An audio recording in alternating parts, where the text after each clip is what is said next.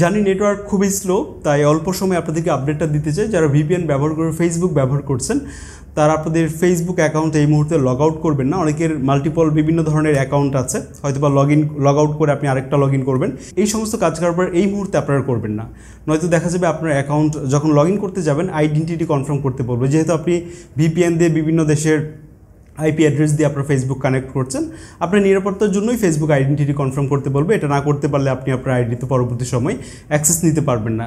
আর এই log in log out এগুলো যদি আপনি এই মুহূর্তে না করেন তাহলে কোনো রকম সমস্যা হবে না, কোনো ধরনের সমস্যা হবে না। যেহেতু আমি নিজেও ব্যবহার করছি, কোনো প্রবলেম এখন পর্যন্ত দেখতে পাইনি। আমাদের ফেসবুক গ্রুপে একজন পোস্ট করে জানিয়েছে ভিপিএন আইপি নামের একটা অ্যাপ উনি ব্যবহার করছে, এটা এই মুহূর্তে খুব ভালো কাজ করছে। এছাড়াও প্রোটন নামের আরেকটা অ্যাপ আছে যেটা এই মুহূর্তে খুব ভালো কাজ করছে, তাই আপনাদের সাথে শেয়ার করা।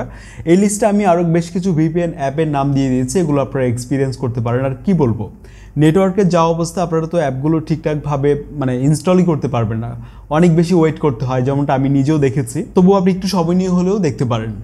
111 যে ভিপিএনটা, এটা অনেকেই ব্যবহার করছে।